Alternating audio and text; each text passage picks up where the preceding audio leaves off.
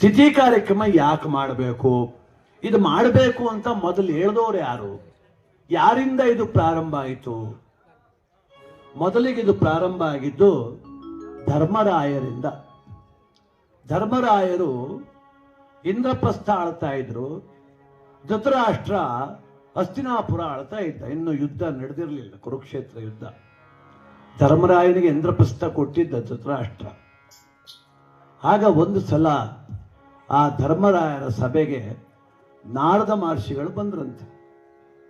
ಧರ್ಮರಾಯರು ಯಥೋಚಿತವಾಗಿ ಗುರುಗಳು ಅನ್ನೋ ಗೌರವದಿಂದ ಅವರನ್ನ ಪ್ರೀತಿಯಿಂದ ಬರಮಾಡಿಕೊಂಡು ಪಾದಪೂಜೆ ಮಾಡಿ ಕುಳ್ಳಿರಿಸಿ ಸನ್ಮಾನ ಮಾಡಿ, ಏನು ಗುರುಗಳೇ ಸಮಾಚಾರ, ಎಲ್ಲಿಂದ ಬಂದ್ರಿ ಅಂತ ಕೇಳಿದ್ರು. ಅದಕ್ಕೆ ಅವ್ರು ಹೇಳಿದ್ರು, ನಾನೀಗ ಇಂದ್ರನ ಸಭೆಯಿಂದ ಬಂದೆ ಧರ್ಮಜ, ದೇವಲೋಕ ಸ್ವರ್ಗಲೋಕ ಇಂದ್ರನ ಸಭೆ ಅಲ್ಲಿಂದ ಬಂದೆ ಅಂದ್ರು ಅವರು. ಅದಕ್ಕೆ ಧರ್ಮರಾಯರು ಹೇಳಿದ್ರು, ಇಂದ್ರನ ಸಭೆಯಲ್ಲಿ ಸ್ವರ್ಗದಲ್ಲಿ ಯಾರ್ಯಾರಿದ್ದಾರೆ ಹೇಳಿ ಸ್ವಾಮಿ ಅಂತ ಕೇಳಿದ್ರು. ಅದಕ್ಕೆ ನಾರದರು ಹೇಳಿದ್ರು, ನಳ, ನೌಷ, ಹರಿಶ್ಚಂದ್ರ, ಪುರೂರವ, ಮಹಂದಾತ, ಸತ್ಯವ್ರತ ಎಲ್ಲರ ಹೆಸರು ಹೇಳಿದ್ರು. ಆದ್ರೆ ಧರ್ಮರಾಯರ ಅಪ್ಪನ ಹೆಸರು ಹೇಳಲೇ ಇಲ್ಲ ಅವರು. ಅದಕ್ಕೆ ಈಗ ಧರ್ಮರಾಯರು ಮತ್ತೆ ಕೇಳಿದ್ರು, ಎಲ್ಲರ ಹೆಸರು ಹೇಳ್ಬಿಟ್ಟು ನಮ್ಮ ಅಪ್ಪನ ಹೆಸರು ಯಾಕೆ ಹೇಳಲಿಲ್ಲ ಅಂತ. ಅದಕ್ಕೆ ಅವರು ಹೇಳಿದ್ರು, ನಿಮ್ಮ ಅಪ್ಪ ಅಲ್ಲಿ ಇದ್ದಿದ್ರೆ ಹೇಳ್ತಿದ್ದೆ, ನಿಮ್ಮ ಅಪ್ಪ ಅಲ್ಲಿ ಇಲ್ಲ ಅಂದ್ರು. ನಮ್ಮಪ್ಪ ಸ್ವರ್ಗದಲ್ಲಿಲ್ವ ಸ್ವಾಮಿ? ಮತ್ತೆ ಇನ್ನೆಲ್ಲ ಅವ್ರೆ ಸ್ವರ್ಗದಲ್ಲಿಲ್ಲ ಅಂದ್ರೆ ಇನ್ನೆಲ್ಲಿರ್ತಾರೆ? ನರಕದಲ್ಲಿ ಯಮನ ಸಭೆಯಲ್ಲಿ ಇರ್ತಾರೆ. ನಿಜವಾ ಸ್ವಾಮಿ? ಇದು ನಿಜ. ನಿಮ್ಮಪ್ಪ ನರಕದಲ್ಲವನೇ. ಕಾರಣ, ನಿಮ್ಮ ತಂದೆ ಕಾಡಲ್ಲಿ ಪ್ರಾಣ ಬಿಟ್ಟ, ಅವನಿಗೆ ಶ್ರಾದ್ದ ಮಾಡಲಿಲ್ಲ, ಅವನಿಗೆ ಸದ್ಗತಿ ತೋರಿಸ್ಲಿಲ್ಲ, ಅದಕ್ಕೆ ನಿಮ್ಮಪ್ಪ ನರಕದಲ್ಲವನೇ. ಅದಕ್ಕೆ ನಾವೇನು ಮಾಡಬೇಕೀಗ ಅಂತ ಕೇಳಿದ್ರು ಯಾರು? ಧರ್ಮರಾಯ. ಅದಕ್ಕಾಗ ನಾರದ ಮಹರ್ಷಿಗಳು ಹೇಳಿದ್ರು, ನೀನು ಒಂದು ಯಾಗ ಮಾಡು, ರಾಜಸುಯಾಗ. ಆ ಯಾಗ ಮಾಡಿದ್ರೆ, ಯಾಗದ ಫಲವನ್ನು ನಿಮ್ಮಪ್ಪನಿಗೆ ಅರ್ಪಣೆ ಮಾಡಿದ್ರೆ ಆಗ ನಿಮ್ಮಪ್ಪ ಸ್ವರ್ಗಕ್ಕೆ ಹೋಗ್ತಾನೆ ಅಂದ್ರು. ಆಗ ಮೊದಲ ಬಾರಿಗೆ ಧರ್ಮರಾಯರು ಧರೆಯ ರಾಜರನ್ನೆಲ್ಲ ಗೆದ್ದು ಅಪಾರವಾದ ನರಸಂಗ್ರಹ ಮಾಡಿ ದೊಡ್ಡ ಯಾಗವನ್ನ ಮಾಡಿ ಅನ್ನದಾನ, ವಸ್ತ್ರದಾನ, ಭೂದಾನ, ಗೋದಾನ, ಸುವರ್ಣದಾನ, ಪಂಚದಾನಗಳನ್ನು ಮಾಡಿ ಅಪ್ಪನಿಗೊಂದು ಗತಿ ತೋರಿಸಿದ್ರು, ಸದ್ಗತಿ. ಅದನ್ನ ಅತಿಥಿ ಅಂತ ನಾವು ಮಾಡ್ತೀವಿ. ಅವತ್ತಿಂದ ಪ್ರಾರಂಭ ಆಗಿ ಇವತ್ತಿನ ತನಕ ಅನೂಚಾನವಾಗಿ ನಡೆದು ಬಂದ ಸಂಸ್ಕೃತಿ. ಇವತ್ತು ನಮ್ಮ ಗುರುಲಿಂಗೇಗೌಡರಿಗೂ ಕೂಡ ಮಹದೇವಪುರ ಗ್ರಾಮದಲ್ಲಿ ಸದ್ಗತಿಯ ತೋರುವಂಥ ತಿಥಿ ಕಾರ್ಯಕ್ರಮ ಆಗ್ತಾ ಇದೆ. ದಾಸರು ಹೇಳ್ತಾರೆ, ಯಾರಿಗೆ ಯಾರುಂಟು ಎರವಿನ ಸಂಸಾರ, ನೀರ ಮೇಘನ ಗುಳ್ಳೆ ನಿಜವಲ್ಲೋ ಹರಿಯ.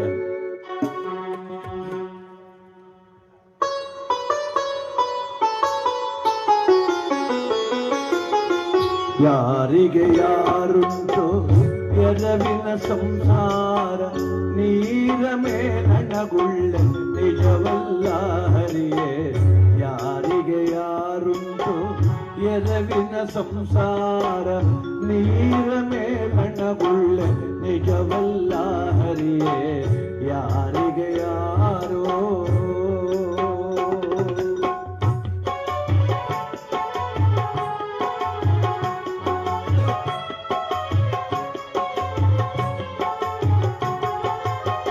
ತಾಯಾರಿತು ಎಂದು ಬಾವಿ ನೀರಿಗೆ ಪೋದೆ, ಬಾವಿ ಜಲಪತ್ತಿ ಪರಿದಾಯ್ತು ಹರಿಯೇ.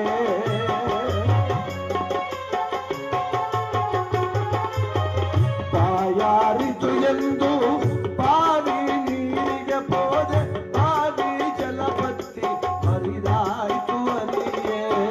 ಬಿಸಿಲ ತಾಳದೆ ಮರದ ನೆರಳಿಗೆ ಪೋದೆ, ಬಿಸಿಲ ತಾಳದೆ ಮರದ ನೆರಳಿಗೆ ಪೋದೆ, ಮರಪಟ್ಟಿ ಶಿರದ ಮೇಲೆ ಒರಗಿತು ಹರಿಯೇ.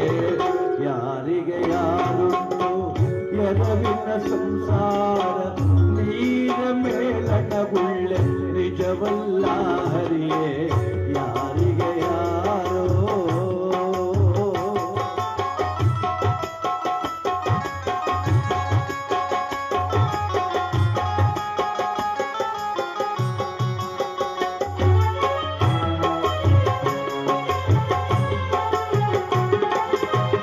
ಅಡವಿಲಿ ಮನೆ ಮಾಡಿ ಗಿಡಕ್ಕೆ ತೊಟ್ಟಿ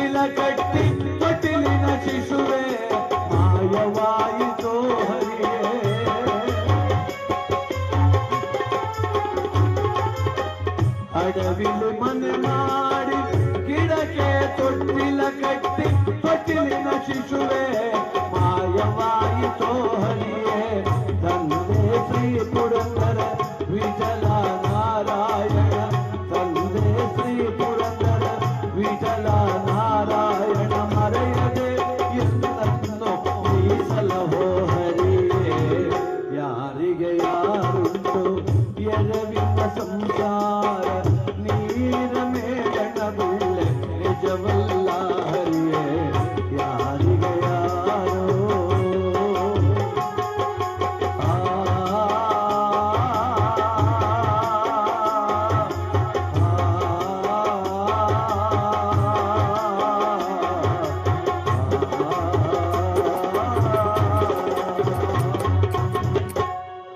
ಬಾಯಾರಿತು ಎಂದು ಬಾವಿ ನೀರಿಗೆ ಹೋದೆ ಬಾವಿಯ ಛಲಬತ್ತಿ ಬರಿದಾಯಿತು ಹರಿಯೇ ಬಿಸಿಲ ತಾಳದೆ ಮರದ ನೆರಳಿಗೆ ಪೋದೆ ಮರ ಬಗ್ಗಿ ಶಿರದ ಮೇಲೆ ಹೊರಗಿತು ಹರಿಯೇ ನೋಡಿ ಜೀವನದಲ್ಲಿ ನಮ್ಮ ಟೈಮ್ ಕೆಡ್ತಾದಾಗ ನಮ್ಮ ಸಮಯ ಕೆಟ್ಟದಾಗ